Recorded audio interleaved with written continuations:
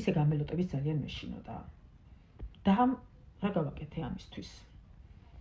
არაფერი ისეთი, უბრალოდ შევიჭერით მამ. მქონდა გრძელი თმა, შევიჭერი, შემდგომ ასე და ბოლოს გადავიპარსე. 2 წელი ვატარებდი გადაპარსულ თმას, თუმცა მომინდა რომ გამეზარდა, ვიფიქრე ალბათ დაისვენა თმა მის სკალპმაც ყველაფერმა და იმედია აღარ გამცვივა თმები თქო. მაგრამ ის აუცილებლად მაინც მცვიოდა თმა.